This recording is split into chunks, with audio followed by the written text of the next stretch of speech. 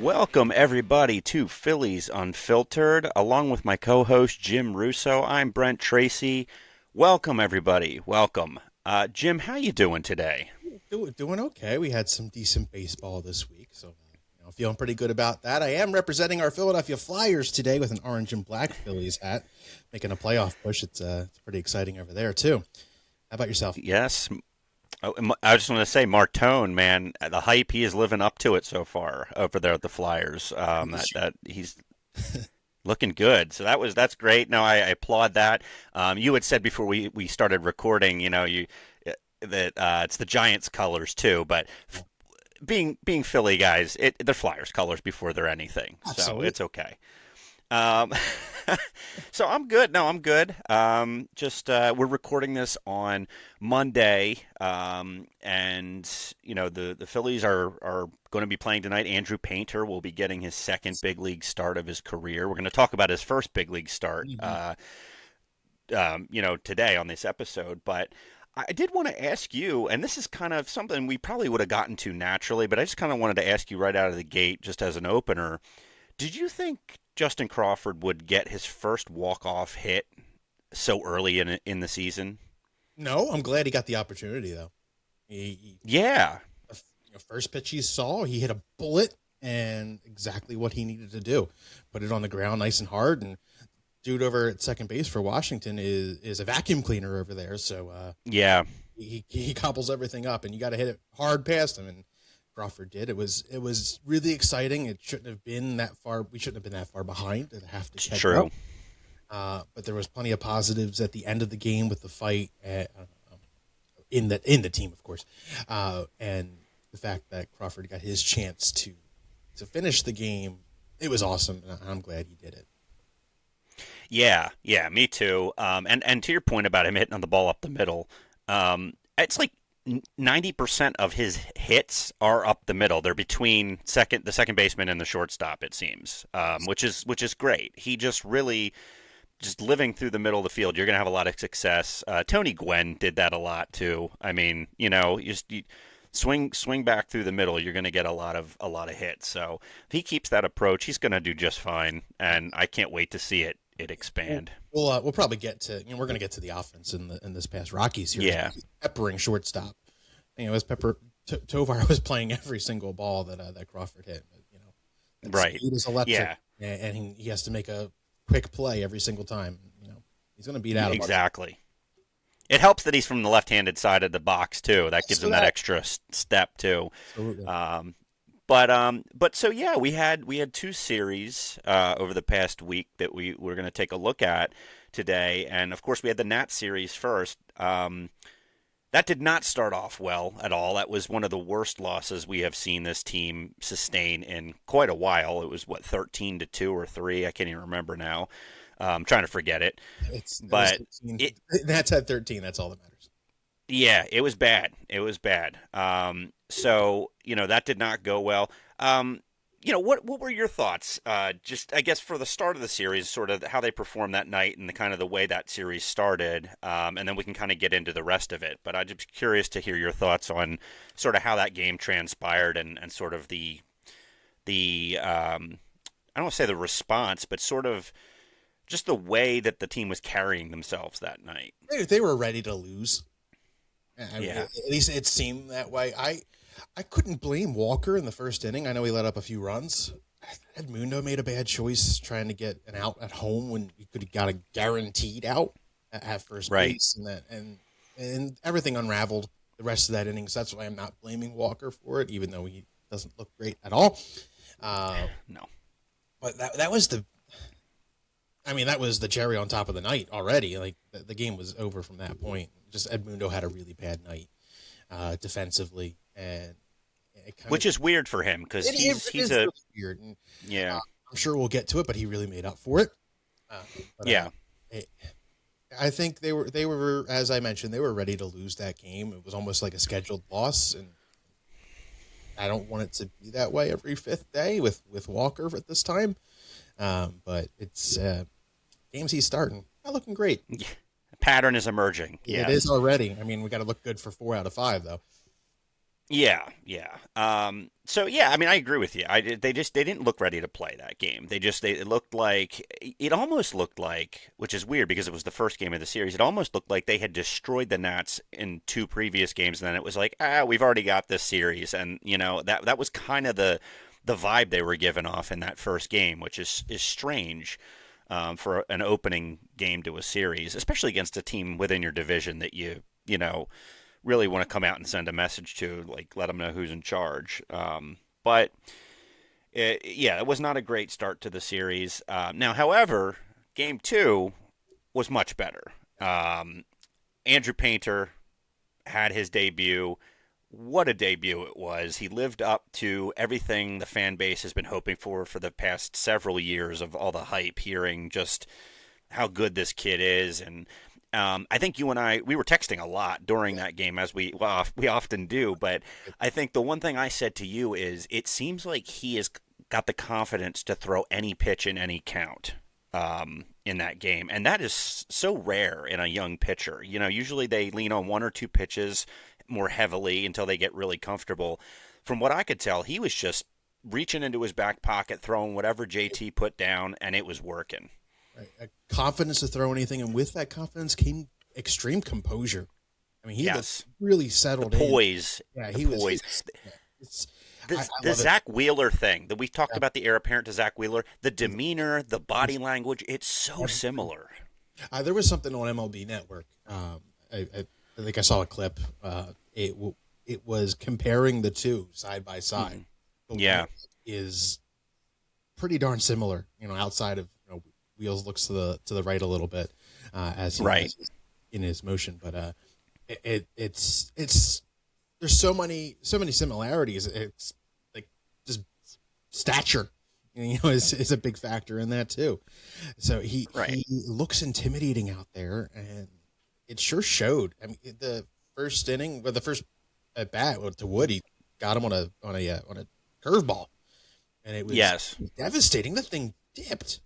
it did. It dove straight into the ground. That was beautiful. It pitches looked Yeah. great, Phew. and he had some velocity, high velocity. It looked real good. It, it was a heavy Yeah, he riding, was hitting what 96 to 98 on the fastball. It seemed like he was in that range, which is great. That and they're well, no matter what we say, they're still a professional baseball team. It's the Nats. They're not as bad as they sometimes seem. So he made them look silly at times. So for a first career start, I am thrilled. Yeah, me too.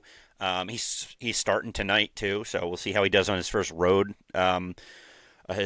game, especially in a place where the Phillies have struggled in Yeah, San Francisco. They have really not played well there the last handful of years, so this will be a tough test. The Giants aren't really blazing coming out of the gate this year, but still, it's a tough, for whatever reason. There's a certain places that are tough to play, and that ballpark by the bay there, that is a tough spot for the Phillies. It has been for a while. So hopefully Painter it will set the tone. Maybe he doesn't have any experience there. Maybe that'll serve him well here. But yeah, man, I just the Zach Wheeler comparison is great. And I think aside, yeah, the stature, the delivery, the myriad of pitches that he can command, very, very similar approach that he has, like Zach, and I like that. So I think, he seems to be feeling good already. I like that he doesn't seem rattled by things. These are all very, very good things. And yeah, I mean, they didn't, um, have a monster game offensively, but they did what they had to do to get him the win. And I'm glad that they didn't mess that up for him. That would have really been disappointing for the fans and for Painter if he hadn't gotten the W in that game, even if the rest of his numbers were fantastic. and the earned run, not really his fault. I mean, the ball came a line drive off of Banks that just so happened to scoot away, and the guy rounded the bases while Bryce was trying to get it. So I can't really blame Painter for having an earned run either, or Banks in that situation. So it's an awfully good start, and hopefully it continues at the start of the series. Yeah, and so and we ended up taking the series. We ended up getting 2 out of 3. Did not start off well at that first one, but we did. We got 2 out of 3 to win the series, which was good. And I guess at this point, we can kind of uh, wedge this in here. Uh, we want to bring back studs and duds. This is one of the segment we did last year, which I think was helpful in us sort of highlighting who was doing well and who wasn't. So, kind of before we move on to the Rocky series, I guess let's kind of talk about that. The who do we have this week as our studs and duds of the week? And I know last year we did oftentimes an offensive one and a pitching one or something like that. We would maybe have that if we had that many to choose from. But I'll let you start. Do you I'm what's gonna what's go. your stud of the week? I'm gonna go with two. I'm gonna give it to Andrew Painter. Wonderful first start. Um, and I did and too. but my good buddy Brandon Marsh. I mean, he's I gotta give him his flowers. I'll give credit where credit is due. He's looked, how the team was ready to lose at the first game of the Nats series. He's the first guy that I'm thinking of that looks primed and ready to go for a big season. I mean, he's hitting Yes. hard. He's hitting the ball to all fields. Uh, he's playing good defense. I don't expect much less in the corner there from him. So Yeah. I'm very pleased with how he's played, and then an honorable mention to Adolis Garcia as well. Yeah. I Hitting the have ball. him on here too. I was trying to decide. Yeah, because he's hitting the ball hard, very hard. Yes. And actually, so I have of course I have some stats on him. He's batting 294, which is like second or third on the team right now. He's got 2 homers, 10 hits, second on the team in that category. He's got a couple of doubles. His OPS is second on the team at 835. So, I can't complain with what Garcia's given us in the middle of that lineup right now. And both of those homers opposite field.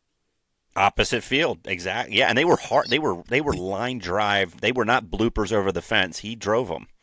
If he pulls, Um, that thing's going a long way.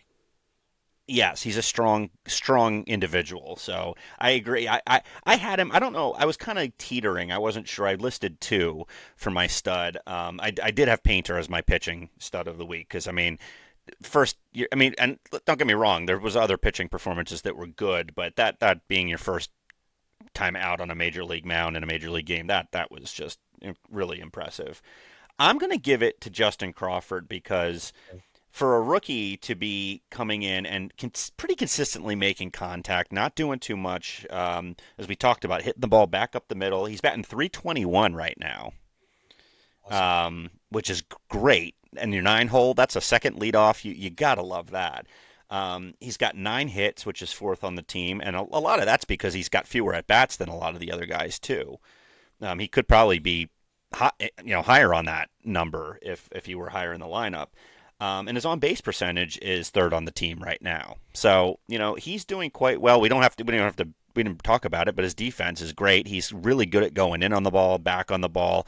I think he seems to be very comfortable. And Colorado is a tough place to play outfield. We saw that. It's just a big outfield. So he's had two very different outfields to play so far this season with CBP, and then Colorado now will go to San Francisco, which is its own Yeah. animal. So I think he is doing a great job, and he's going to hit bumps and blips because that's what all players do. But I'm happy with the way he has started. It's very easy for a rookie to come in and have a little bit of a struggle to start the season, but he's not. He's making pretty consistent contact. I mean, sure, he gets strikeouts here and there. Everybody's going to do that too, but he's been making contact a lot of the time, and that's really all we need him to do. To your point about giving Brandon Marsh his flowers, I do have to give Trey Turner some credit for his stellar defense, especially Yes. in Colorado this weekend. He made some really, really nice plays. As everybody who listens knows, I've been incredibly hard on him because he plays the most important defensive position, in my opinion. Shortstop, you need that position to be locked down, and he has not done that historically, really until part of the way through last year. He started to improve in that respect. And so far out of the gate this year, he hasn't really had any big blunders or anything. He's been playing hard. I think he's maybe been working on it in the off season, and I applaud him for it because it shows. You know, he's getting to the ball. That slide up the middle play and the spin and throw was beautiful. I mean, it was very Jimmy Rollins-esque, and that's what I'd like to see from him. So credit to Trey for putting in the work. I hope it continues on going that way. So, um, but yeah, I mean, and then so that's our studs. What do we have for our duds, Jim? What do you? I think we might be sharing one here, but we'll I see. mean, I could go on both sides of the ball. I mean, Taiwan hasn't looked great, but I think the bigger impact is offensive. JT's been having a rough start offensively. I mean, Yeah, he's starting to hit the ball a little bit all over. I mean, great, he had a home run, but they're kind of bloops and dinks and dumps. He's still not making. Aside from that home run, he hasn't really had much solid contact. I mean, defensively, he's still JT. I mean, he calls a Oh great yeah, game, and he's great with the challenges, and which is exciting to see. I think he needs to. and he's still throwing guys out.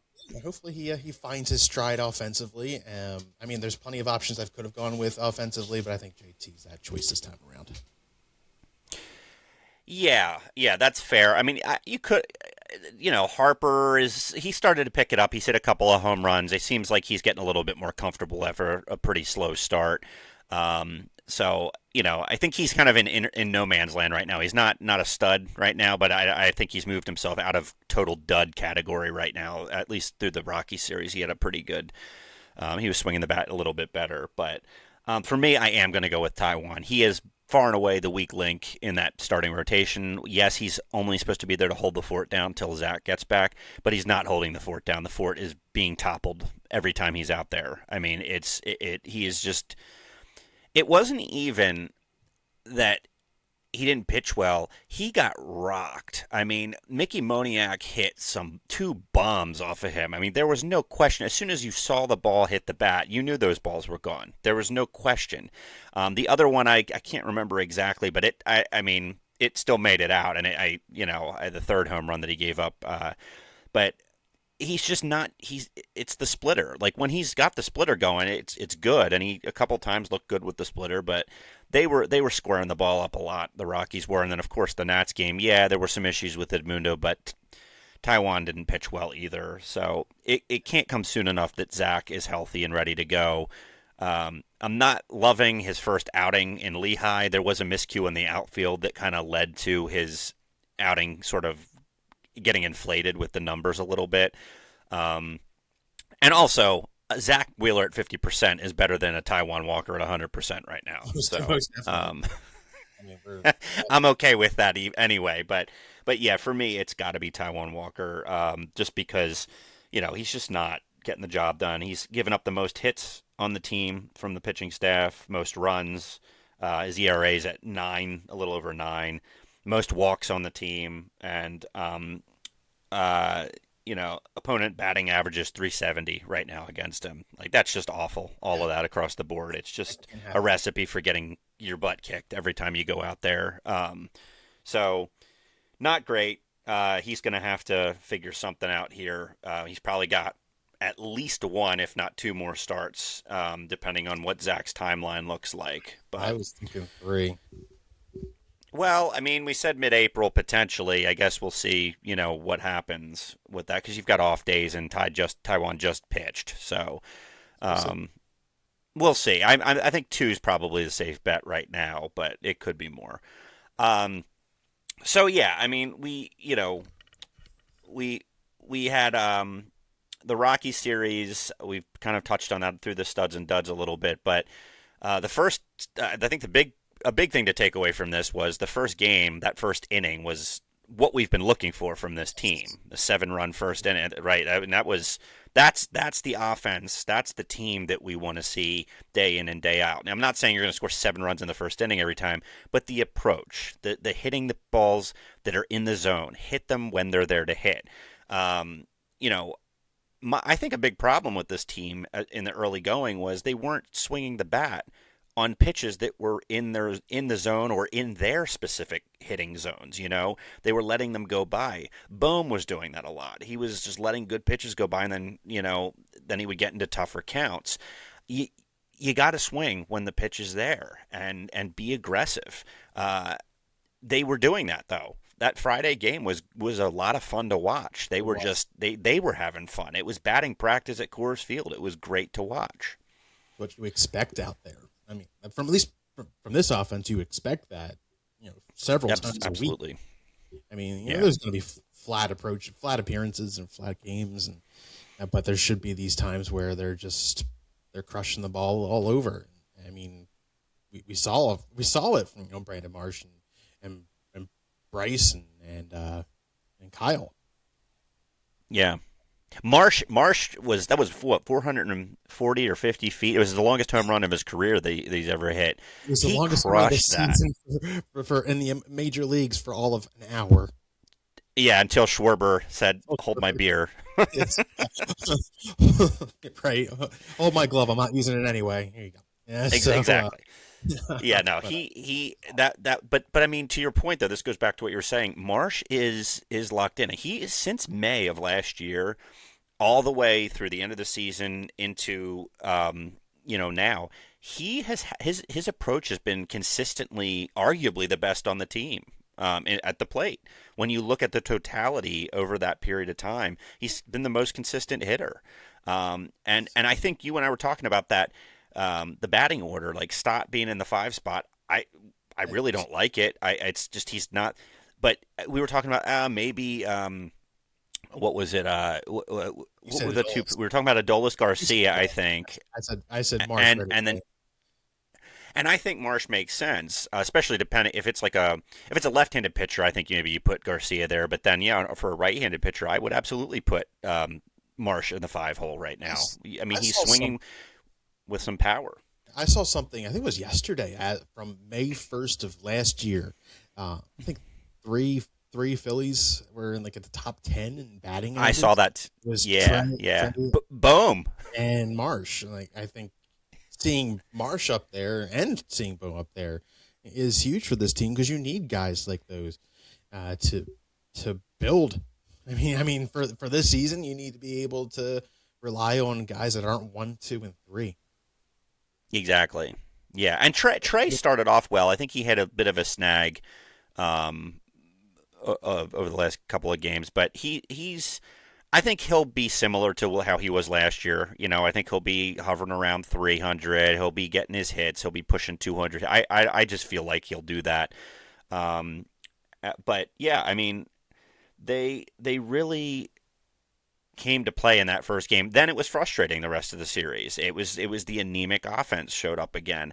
And this is what just really gets me about this team. You've shown that you are capable of this. We know what you're capable of, and that makes it so much more frustrating as fans when you are out there struggling to score 1, 2 runs at a place like Coors Field. It just shouldn't happen. Swing the bat, put the ball in play, get the ball in the air, do something, and get the ball in the air for the guys that should, not Justin Crawford and maybe not Bryson Stott. I want those guys hitting line drives, ground balls, and getting on base. But Schwarber, Harper, Garcia, all those guys get the ball up in the air at Coors Field. Expect a potent offense to be potent. Yeah, and it hasn't. It really hasn't. That one game was the only game where I've sat there and said, this was good. Every other game, even the ones they've won, it's like, great, they won, but I haven't been like, oh, that offense looked good. They were swinging the bat well today.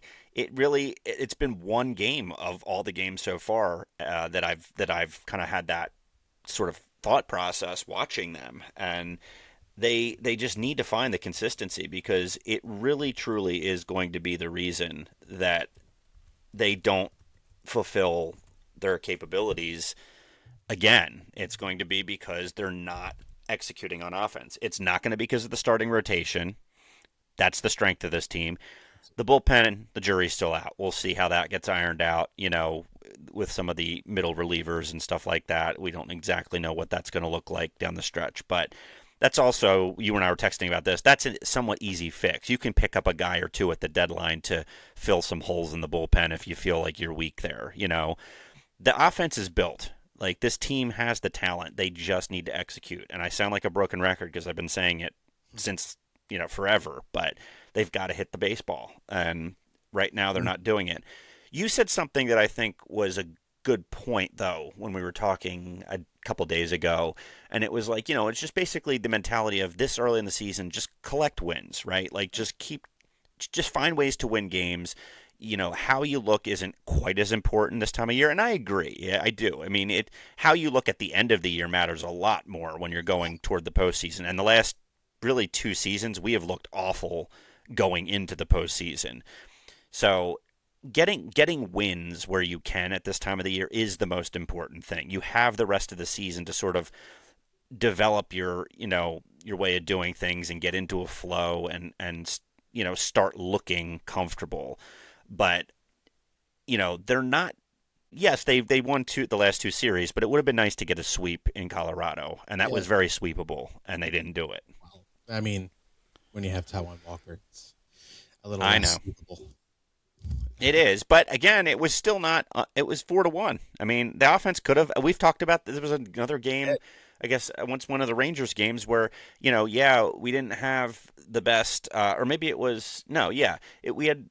There was one of the Rangers games where it was Nola gave up, I think, 3 runs or something like that, which isn't insurmountable, but the offense wasn't there. They didn't show up. So the offense is going to have to find ways to show up and outslug teams because that's just you don't have Sanchez, Luzardo, and Painter on the mound every single game. Nola's going to give up home runs.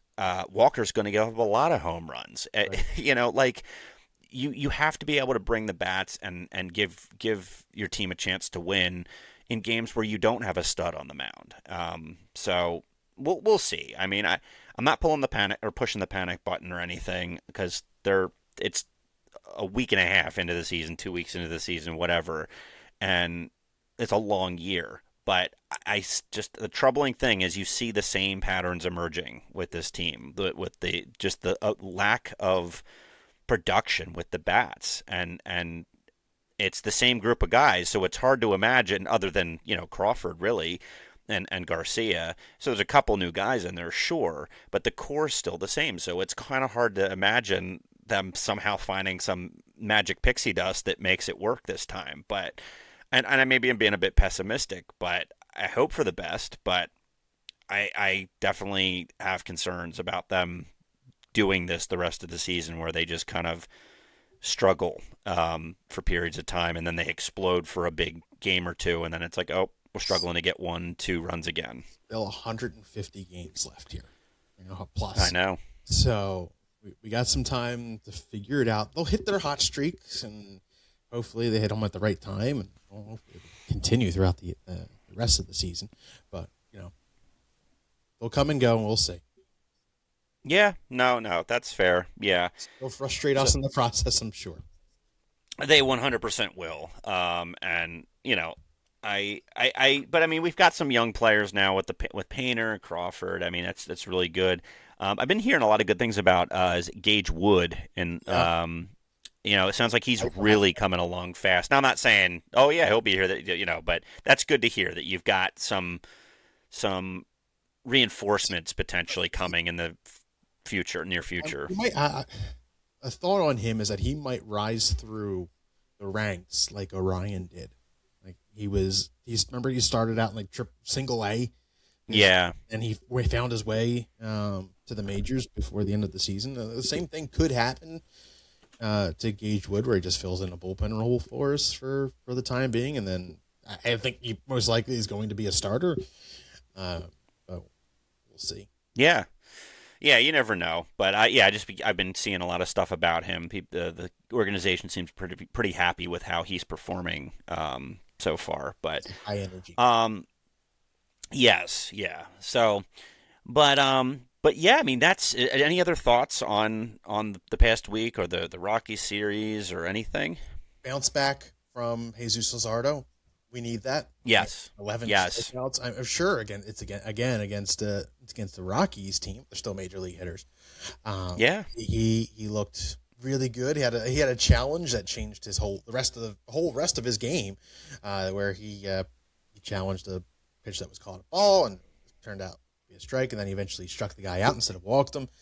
Uh, Yeah. then finishing with 11 Ks is a great thing to see. And then Nola was fairly shut down in the big offensive explosion game. So these are the games that you need from your Nolas and your Luzardos after, if the offense explodes or if they're dead, they're shutting down the other team. And so that I'm happy to see that. I mean, Sanchez didn't have his best start against the Nats, but he did No, enough. but it was still not terrible.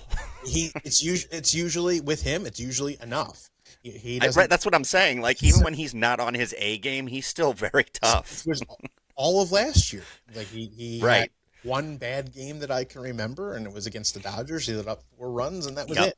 it. So Yep. he's he still amazes me, and I love eating my words about it. 3 pitches that he Never just. been happier to be wrong about I've someone. never been happier to be wrong about a player. I've been high on players before. I've been low on players, and I love when they prove me wrong when I'm low on them, and hopefully they can prove me right when I'm high on them. Right. Yeah. Well, there we go. But okay. Yeah, I would agree with. I mean, I think that's a good. You hit a lot of good points there, especially with those. I mean, he's important in this the top of this rotation, and he's going to be fine. And he showed again, reminded us what he's capable of. So no, we the rotation is good. I'm really excited to see. As much as I'm not nervous, but I'm concerned about the offense being consistent during the year. I do not share that concern with the starting rotation being consistent. They're going to be so tough on opposing offenses all year, and I'm here for it. I'm here to see it. Don't I think that's going to be a lot of fun watching them just pick apart these offenses. They're going to be. I mean, right now it's us and Seattle. I think are the ranked as the top two starting staffs already to start the season. I believe, in a few metrics anyway, which isn't shocking. Seattle has spent a lot of time and money on their rotation as well. But don't forget Caleb Cotham in all this. Like oh yeah, no, he, he's he probably my favorite coach on the staff besides Don Mattingly. I mean he asked Luzardo to learn the sweeper, and look what that's done. Yeah. So he's been great for this staff, and it should continue the rest of the way through this year, I would think. Yeah, I agree. So, all right. Well, so now before we get to the end, we're going to do Jim's favorite segment, which is Guess That Philly. Yeah. I'm happy about that. All right. You got your microphone. I'm getting my You got your microphone going today, so I got my sound effects a little bit. I'm not going to do one. well. So it's Right. this week. It's my turn to provide the clues to try to stump Jim. Now I do not have a formula yet for. I know Jim. You said last week that you wanted to try and always tie it in sort of to who the Phillies were playing at the time and sort of the connections with that. I haven't quite found my groove with that stuff yet. So there's no theme in that sense. I'll continue to search for that, my own unique thing. But I do have one though. So this person played for the Phillies in 2007 only, just 1 year. Okay. Played third base. Might have already given it away, potentially. Batted right, Oh. threw right. Okay. Hold on. Keep going. Okay. I Played thought for I a had. lot of other played for a lot of other teams, Really? actually. So it started with the Braves in '98, and then 2000 to 2002. Then went to Milwaukee for a couple of years. Then to the Marlins in '06, and then he came to the Phillies. And then he played beyond the Phillies for a few years, actually, all the way up to 2011 with the Marlins again. So he bounced around the NL East a lot. Outside of Milwaukee, he spent a lot of time in the NL East. I thought this guy had more impressive numbers than he has. Just in my memory of him. So his career average was 256. Okay. Only 75 home runs, 374 RBIs. with the Phillies, he played in that one season. He played 112 games, batted 246 with only 5 homers and 39 RBIs. I remembered him not being great with the Phillies, but outside of the Phillies, I had an image of him being a more impressive hitter. Okay. So, the other now this is interesting. This does tie in to more modern Phillies, news, I guess. He was the bench coach for the Iron Pigs in 2018. Okay. And Really? then, yes, and then he was named the manager of the AAA Charlotte Knights, the White Sox AAA affiliate, in 2020. So this is a that's a I just gave a lie. I mean, any I know you early on thought you might know, but then it seemed like you weren't sure. So First, any thoughts? first thought I have was Wes Helms. That was it. All right. Yeah, you should have guessed. But I was like, was it really that 2007? Yeah, yeah. I felt like it was a little bit longer, and then for some reason, my mind, before you mentioned the teams, my mind went to Michael Young, but that was a lot more recent. That was later. Yeah, then he'd even last the full season. But okay, Yeah, all we right. traded him. Yeah. Yes, we did. Well, and one funny thing too is the White Sox put him on indefinite leave from the Knights in 2022, and that is literally the last bit of information about him that I could find. He's still on that leave. Hopefully he's okay. Yeah, I don't know what happened there, but yeah, I don't know. I remember him being, I think, just a more a better power hitter. I don't know why. Maybe that's just obviously it was incorrect because those aren't great numbers for that long of a period of time playing Major League Baseball. But I don't know. I just remember him. Maybe it was. I think specifically with the Brewers and Braves. I just remember him hitting some home runs. But again, maybe that was in video game world or something. Maybe, I honestly do not remember him on the Brewers or the Braves. I remember him specifically as a Marlin. Okay. See, I don't remember the Marlins as much. I think I don't know why that is. Probably because after he left, I really stopped paying attention to him. But with the Marlins, yeah. No, because the Marlins were 97 and 03, and he was with the Brewers. Okay, gotcha. All right, so that was Guess That Phillie. Jim, good job on the guessing. You should have just guessed earlier. You could have really gotten me. That's okay. I don't want to pull those right now. Not yet. That's okay. So, Jim, with that, do you want to tell everyone where they can find us and thank the good folks for listening? Yes, first of all, thank you for listening. Don't forget, guys, you can watch us on YouTube and also listen to us on Apple and Spotify at Phillies Unfiltered Podcast. Follow us on Facebook at Phillies Unfiltered Podcast, Instagram at Phillies Unfiltered, and X/Twitter at Funfiltered, PHUNPHILTERED.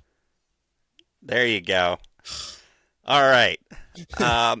So, all right, everybody. Yeah, as Jim said, thank you for listening. We really appreciate it. And let's get into this week with Andrew Painter on the mound. Let's get off on the right foot in San Francisco. And hopefully, when we talk to you guys next week, this offense will be on fire. Yes, let's hope.